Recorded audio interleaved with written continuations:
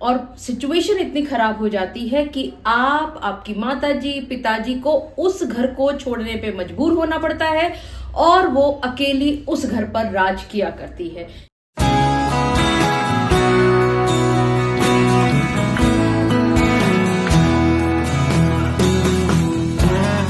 बहुत बार आपने ये देखा होगा कि जब आप और आपकी पत्नी के बीच में केसेस चल रहे होते हैं तो आपकी पत्नी उस घर पर कब्जा करके बैठ जाती है जो घर आप पति के नाम पर भी नहीं है, बल्कि वो आपकी माताजी या पिताजी के नाम पर है। और सिचुएशन इतनी खराब हो जाती है कि आपकी माताजी पिताजी को उस घर को छोड़ने पे मजबूर होना पड़ता है और वो अकेली उस घर पर राज किया करती है। जी हाँ, आप सभी ने बिल्कुल ठीक समझा। इसी तरह की समस्या आप सभी के सामने भी आती है। आज इसी समस्या पर विचार करेंगे कि अगर ऐसी स्थिति आ जाए आपके साथ तो क्या करना चाहिए। मैं एडवोकेट मोहिनी मोना आप सभी का पुनः स्वागत करती हूँ और आप सभी देख रहे हैं आप सभी का पसंदीदा चैनल मोहिनी मोना एडवोकेट। अगर आपने मेरे इस चैनल को अभी तक सब्सक्राइब ना किया हो या आप मेरे इस चैनल के लिए नए हैं तो इसको जल्दी से जल्दी सब्सक्राइब कर दीजिएगा ताकि आपको इसी तरह के लीगल इंफॉर्मेटिव वीडियोस की नोटिफिकेशन सबसे पहले मिल सके। अब देखिए होता क्या है, आप और आपकी पत्नी के बीच में मनमुटाव चल रहा है, चीजें ऊपर नीचे हो रही हैं, मैट्रिमोनियल डिस्कॉर्ड हो रहा है, मैट्रिमोनियल डिफरेंसेस चल रही हैं, लेकिन आपकी पत्नी इस मनमुटाव का फायदा लेते हुए, इस डिफरेंसेस का फायदा लेते हुए उस घर पर कब्जा करके बैठ जाती है जिस घर पर आप पति का अधिकार भी नहीं है, यानी कि आपके नाम पर भी नहीं है। वो आपकी माताजी के नाम पर है या आपके पिताजी के नाम पर है। वो लोग सीनियर सिटीजन्स हैं और आप सभी मजबूर हो जाते हैं किराए के बाहर घर पर रहने के लिए और वो अकेली उस घर की मालकिन बन बैठती है। तो आपको परेशान होने की बिल्कुल भी जरूरत नहीं हुआ करती है। आपको सिर्फ और सिर्फ क्या करना है, कोर्ट में एक सिविल केस फाइल करना है सूट फॉर पोजेशन का। मान लेते हैं ये घर आपकी माताजी के नाम है, आपने अपनी माताजी की तरफ से, जो कि सीनियर सिटीजन भी हैं, काफी सारी मेडिकल प्रॉब्लम से भी वो जूझ रही हैं, उनके नाम पर जितने भी कागजात हैं, मान लेते हैं वो डीडीए की प्रॉपर्टी है तो डीडीए से कैसे उनको अलॉटमेंट हुआ, कैसे ये फ्री होल्ड हुई, माने जो भी आपकी चेन है, सीक्वेंस ऑफ चेन के साथ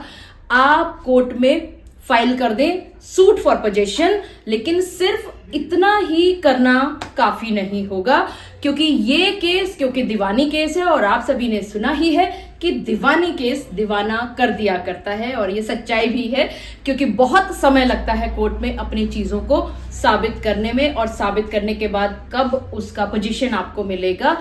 ये समय बहुत ज्यादा लग जाया करता है।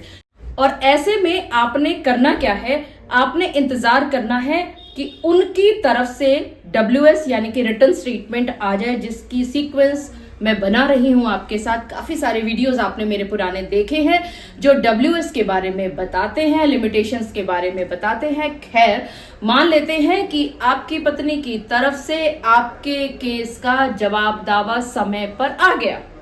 लेकिन जब आपने जवाब देखा तो उस जवाब में आपने पाया कि आपकी पत्नी ने सिर्फ और सिर्फ ख्याली पुलाव बनाए हुए हैं। उन्होंने अपनी मर्जी से ये लिखा हुआ है कि ये जो घर है जिसमें वो रह रही हैं, उनके पति ने बताया था कि वो उनके नाम पर है और इस वजह से वो वहां पर रह रहे हैं।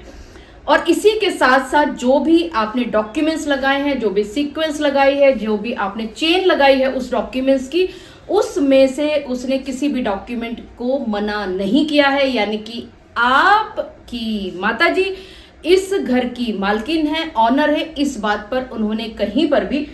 स्पेसिफिकली डिनाई नहीं किया है, सिर्फ वेग रिप्लाई दिया है। तो जैसे ही आप ये देखें कि अब वेग रिप्लाई आ गया है और कहीं ना कहीं आपको ये बात नजर आ रही है कि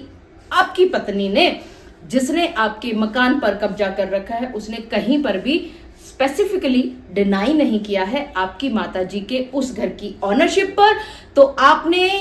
एक दरखास्त लगानी है 12/6 CPC की और उस एप्लीकेशन में आपने यही बात लिखनी है कि क्योंकि वो ये नहीं कह रही कि ये मकान आपकी माताजी यानी उनकी सास के नाम पर है, तो ये एडमिशन आ गया आपकी पत्नी की तरफ से और आपका केस पार्टली डिक्रीड हो सकता है यहीं पर। और आपने इसके लिए कुछ नहीं करना है, सिर्फ और सिर्फ आपने 12/6 की एप्लीकेशन लगानी है और फर्म होने के बाद आपने कोर्ट को ये सारी की सारी सीक्वेंसेस बता देनी है, सारा का सारा आपने चेन बता देना है और इंतजार करना है उस घर पर उसके कब्जे को हटाने का और अपना और अपनी माताजी के कब्जे को लेने का। मुझे पूरा विश्वास है कि आप सभी को मेरे आज के इस वीडियो के माध्यम से एक बात भली भांति पता चल गई है कि अगर आपकी पत्नी ने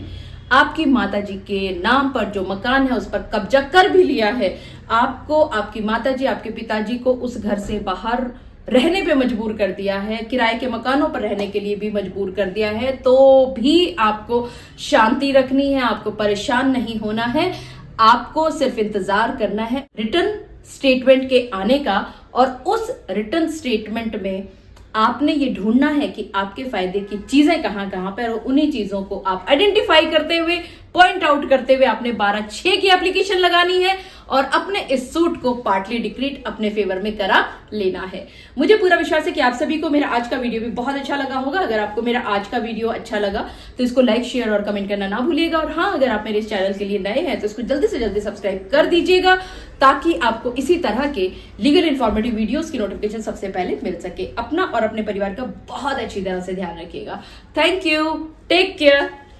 बाय बाय।